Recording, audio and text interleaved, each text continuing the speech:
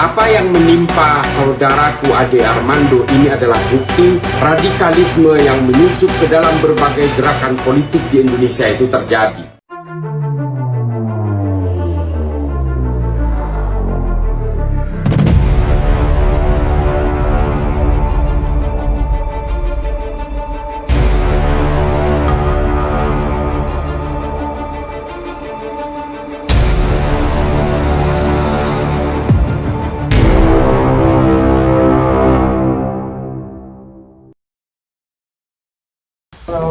Halo, Depan presiden. sehat Bang Adenya sehat. Ya, sudah. Siap. Tetap semangat. Semangat Bang Ade. Semangat, nggak boleh takut. Iya Bang Ade. Teman-teman banyak di depan menunggu Bang Ade. Tidak Menemani Bang keluar Ade. hari ini. Sisip udah keluarin pernyataan. Banyak orang Islam bersyukur Ade Armando dikeroyok. Efek Ustadz Radikal, ditulis oleh Arifur Rahman. Mungkin ini memang salah kita juga ya, memanggil para demonstran itu dengan sebutan kadal gurun. Karena yang namanya kadal itu kan binatang. Jadi kalau sekarang para tukang demo itu bertindak seperti binatang, ya namanya juga binatang, gimana lagi? Tapi yang lebih menyedihkan ternyata banyak orang di sekeliling kita setuju, bersyukur, dan bahagia ketika mendengar berita Ade Armando dikeroyok demonstran sampai babak belur. Ada yang berbuka puasa dengan bahagia katanya, gara-gara membaca atau mendengar berita tersebut. Ini menjadi hal baru yang cukup menyedihkan jika dibandingkan dengan kasus Ratna Sarumpait yang pura-pura dipukuli oleh relawan Jokowi. Seingat saya, dari kubu kita tidak ada yang bersyukur atau menertawakan Ratna Sarumpait saat masih dalam proses pura-pura. Kita malah meminta semua pihak yang terlibat dalam kasus pemukulan Ratna di proses hukum. Bahwa belakangan kita jadi tahu kalau Ratna ternyata operasi plastik, barulah kita bisa tertawa. Tapi sekali lagi, seingat saya, tidak ada yang mendukung pengeroyokan terhadap Ratna Sarumpait. Sekalipun akhirnya ternyata cuma drama Fadlizon dan kawan-kawan.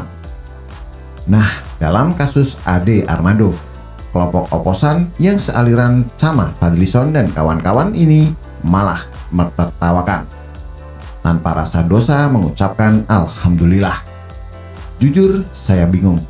Apakah isi dalam kepala mereka memang membenarkan pemukulan dan pengeroyokan seperti itu?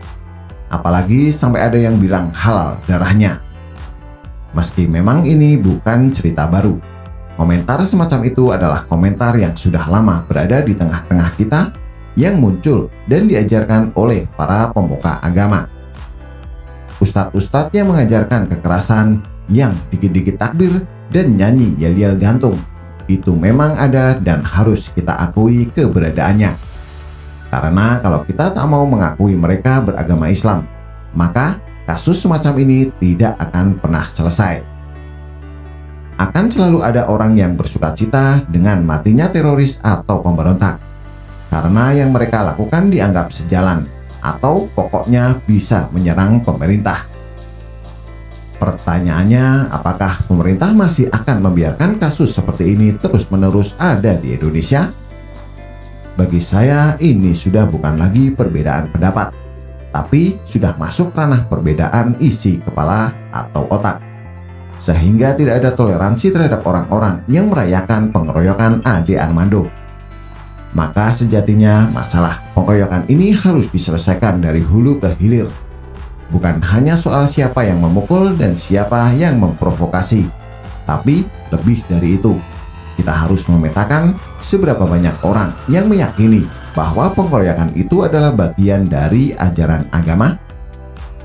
Pemetaan ini saya pikir jauh lebih penting untuk keamanan Indonesia, karena mereka yang punya pemikiran sama yang membenarkan pengeroyokan dan tindakan anarkis. Jika mendapatkan momentum untuk bersatu, negara ini benar-benar bisa dalam situasi bahaya. Mungkin sekarang isunya masih terlalu kecil, baru soal Ade Armando. Tapi kalau misal ada momen yang besar, bagaimana? Mereka bisa benar-benar merusak negeri ini.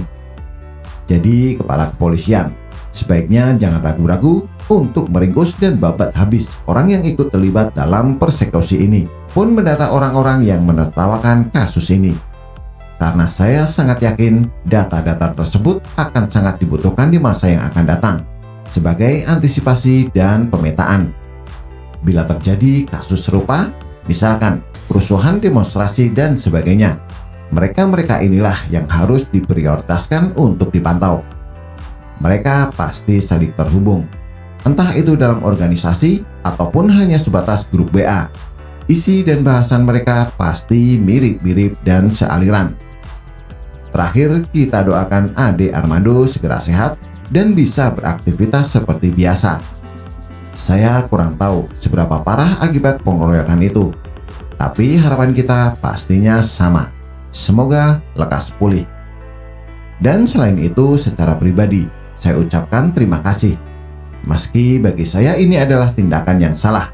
Masuk ke kerumunan demonstran yang anarkis itu jelas-jelas kurang logis. Tapi di sisi lain, berkat kejadian ini, kepolisian mestinya bisa lebih jelas memetakan kelompok radikal di Indonesia, baik di tingkat eksekutor atau para calon-calon radikal yang sekarang sedang sibuk menyebarkan pesan-pesan provokatif merayakan pengeroyokan ini. Begitulah kura-kura. Apa yang menimpa saudaraku Ade Armando ini adalah bukti radikalisme yang menyusup ke dalam berbagai gerakan politik di Indonesia itu terjadi. Ini bisa menimpa siapa saja, bisa menimpa saya, menimpa kawan-kawan yang lain yang selama ini menyuarakan kedaulatan negara, yang selama ini menyuarakan tegaknya Pancasila. Mereka adalah orang-orang yang selama ini digunakan oleh partai yang itu-itu saja, calon presiden yang itu-itu saja, yang selama ini menggunakan politik identitas dalam berbagai pergerakan untuk meraih elektoralnya. Kejadian yang menimpa Ade Armando ini bukti bahwa ini belum seberapa. 2 tahun sebelum pemilu 2024, kita bisa bayangkan 2024 nantinya akan seperti apa. Ini adalah peringatan bagi kita semua bahwa kelompok-kelompok seperti ini tidak boleh hidup di negara ini. Tidak boleh mereka itu menguasai bangsa ini.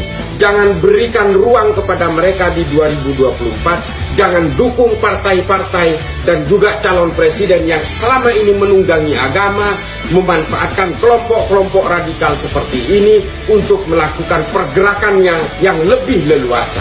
Marilah kita jaga toleransi. Marilah kita jaga kedaulatan bangsa ini.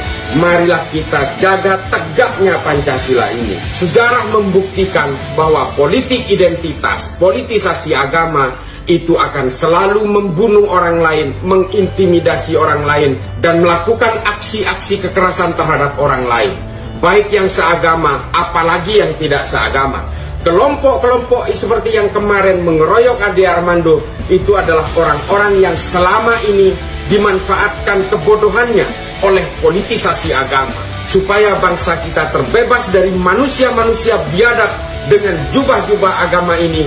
Kita harus melawan mereka. Untuk menghadapi kelompok seperti ini, kita tidak bisa sendirian. Diperlukan kehadiran negara, perlu kehadiran para penegak hukum negara. Itulah mengapa saya sangat kecewa ketika Munarman divonis hanya 3 tahun.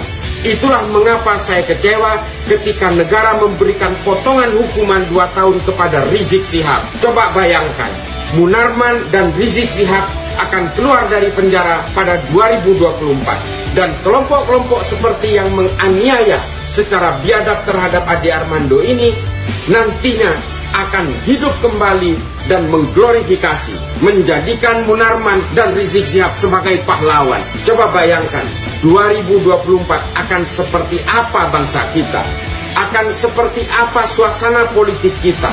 Oleh karena itu, marilah kita lawan, jangan pernah takut. NKRI harga mati, Pancasila jaya.